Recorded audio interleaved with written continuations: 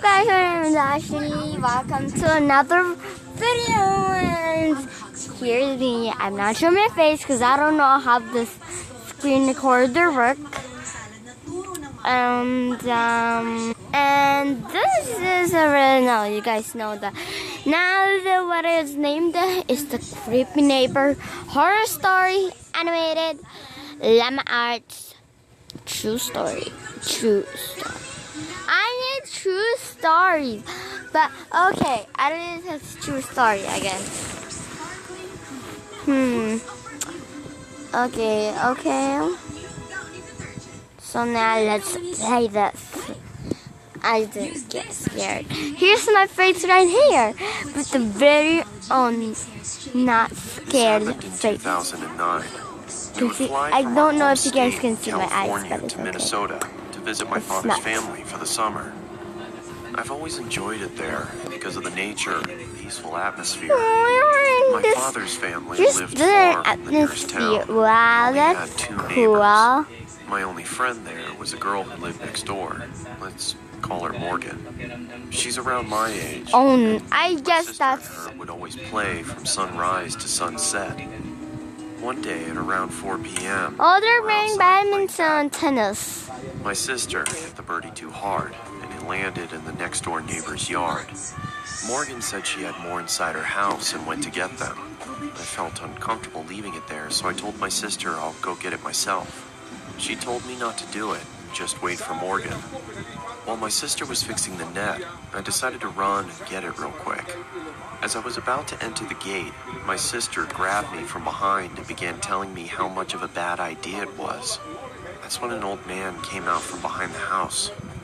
He picked up the birdie and said, "Is this yours?" I said yes and asked if I could have it back. He said he had his grandchildren's old toys upstairs and asked if we wanted to have them. Me and my sister were very young at the time, and we thought as he lived so close, like a typical sweet grandfather, it's the worst that could happen. So we agreed. No, you're just scamming them. Do not. They're scary. No, you can't. I shrugged it off. You cannot. He was old. Maybe he lived Oh alone. my God. We heard Morgan calling our names, and we politely told the old man that we had to go. Maybe we'd return tomorrow. Morgan saw us through the window and immediately asked what we were doing there. I answered, "The sweet old man," and she cut me off and said that the house was abandoned since she moved there. I thought she was just playing around with me and told her to cut it out. She had a blank expression. No. That's when I knew that she was serious. Listen to your Never friend. told anyone because we didn't want to cause any trouble. But now that I'm older, I wonder if it was some ghost or creepy old man luring kids into that house. The house got demolished recently, which is why I wanted to share this story. Okay. So it's true. Wait, that is all? Okay, next one.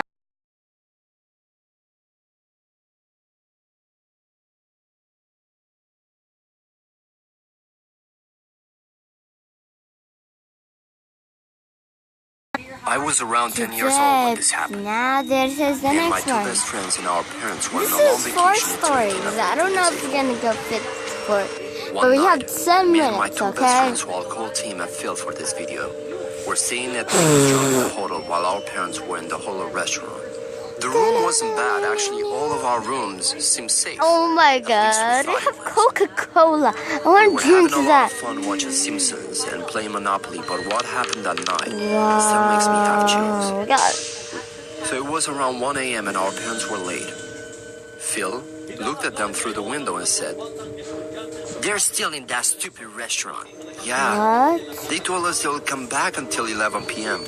I answered, I think there is it. "Guys, someone is knocking on the door," Tim said. "It's Okay, probably yeah. just room service," Phil said. Can we not open the door?" I said. I was pretty scared in that situation. I was only 10, and my friends were only 2 and 3 years older than me. So we were all pretty much defenseless children in the room. Tim, who was the oldest, answered, Oh, come on, it's just room service. The guy on the other side of the door said, Hello. Can you please open the door? No! He said that we Do were all not scared. open In a this. couple of minutes of silence, he said in a louder voice, Open the goddamn door! I started crying because I knew he was in room service, because if he was, he would have talked in Turkish. I was in shock as in that moment I realized that this strange guy is using a fake ID card to open the door. Tim grabbed both of us and we ran to the bathroom and locked the door. Luckily, the guy wasn't fast to get us. He was screaming to open the door. I said, "Look, a phone." Luckily, Tim's mom left her phone so we could call her if we needed anything. So Phil grabbed the phone and called his dad and told him the situation. And they came up to find the guy nowhere. They thought we were lying to them until the hotel manager showed them the footage. We found out that the man was stalking us and a couple other children. In a couple of days, police had finally caught him. He was a serial rapist and a pedophile. Wow, that's good. We were just lucky he wasn't fast to get us. I will never forget that night, as that was the worst day of my life. Next story, please. This is like a scary. When I was 15, my mother went out shopping and left me in charge of the house. It was starting to get dark and I realized my little brother was nowhere to be found. I asked my sister if she knew where he was and she said he had gone to the park around the corner to kick his soccer ball around. So that's the first thing that I told her to watch the house while I was gone and ran off to the direction of the park. When I got there, I was surprised to find the park completely empty. I called out my brother's name, but there was no answer. I started to get worried. All of a sudden, I heard a faint muffled noise coming from my left. I turned just in time to see a tall figure disappearing behind a barbed fence. So do not I let sprinted me. as fast as I could. When I came around to the other side of the fence, I saw something that almost made me choke in horror. Did I watch this My little before? brother was being dragged down the alleyway by a Yes, tall man. that's the one I that flew who to a is grade like the oh my god. face. I ran The at him. one He that must have is heard me coming like in because like he turned another around what and is faced me, that? and he The dropped one my that's younger like brother. in the hotel. The tall You man got back tried to as grab in me, but I was I don't running at him know. so fast that But when I it's slammed, it boom. knocked him off his feet. He swore and tried to get back up, but I just started stomping on his face. Without stopping to ask questions, I picked my brother up and ran as fast as I could back to our house. By this time, it was pitch black outside and my mother was home. She was frantic with worry, and when she saw the look on our face, she realized that something bad had happened.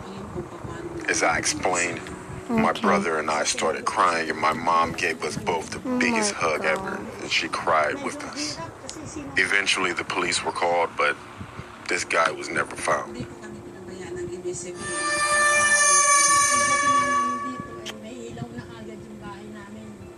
Again. This story takes place when I was a junior high school student. One morning during summer vacation, after my father went to work, my mother and I decided to visit my maternal grandmother, who lived in a rural area. Since my grandmother's house was located in the countryside, getting there required making a left turn, then driving for 5 minutes through a narrow, one-car-wide, unpaved road.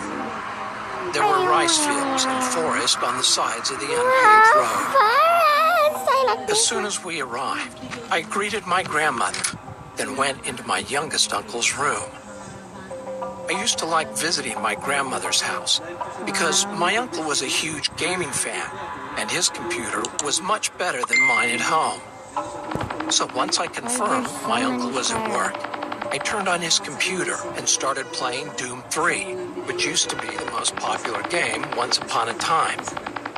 After playing the game for about an hour or two, my uncle returned from work. Upon his arrival, my grandmother asked him to take her grocery shopping, since my mother, my aunt, and I were visiting her house. So at about 7 p.m., they all drove to town to do some grocery shopping. I was super excited and And waved then goodbye go to them. to play the cup. Since I think it is unnecessary to explain why I was excited, I'll just leave it. After enjoying about 90 minutes of free time, my uncle called.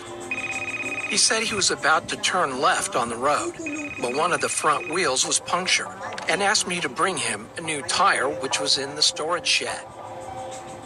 As I said before, after making that left turn, it took about 5 minutes to drive through a narrow, unpaved single-lane road to see my grandmother's house. Okay. But it took about 20 to 30 minutes Just on a foot. thing.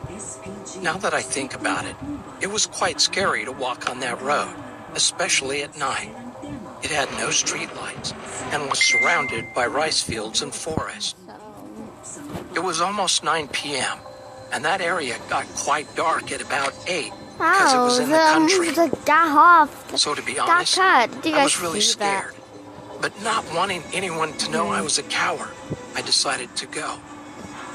I grabbed the tire, left the house, and started walking along the unpaved road. I could see my uncle shining his car's headlights toward me. That said, he was still quite far away from me, and the headlights looked like 2 big yellow dots. I was a bit relieved knowing my uncle and family were on the other end of this road, but the night was dark, which deepened my fear.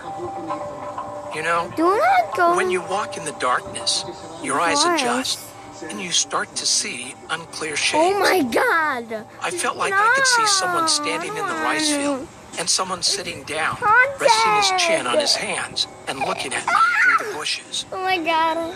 I broke out in a cold sweat and held my legs Dude, to keep them from just shaking. the video here. It felt Okay, guys, scary I'm ending the being video alone because on a I'm pitch super dark scared night. and just And go. because of the fear and the delusion I had created, I remember feeling really dizzy. I don't want this.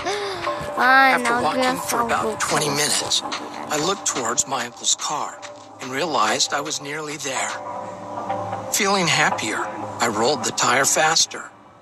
I rushed to hand over the tire to him as soon as possible, but saw something in front of me. I wasn't sure what it was No, because it was that's still not a it. bit I away don't from me, want it. but it was something dark. Suddenly, I felt strange and slowed down. Since I wanted to determine what it was while still having some distance, I strained my head and neck trying to look carefully, but it was too dark. Although I was scared, I started thinking, nothing is going to happen because I have my uncle and family about 300 meters away. But when I got closer to it, I stopped because it became clearly visible.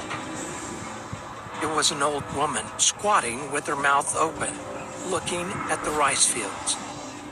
I could only see the Okay, side I'm of her ending the video. face, I hope you guys but my enjoyed whole body it. shivered Bye-bye. because her blank facial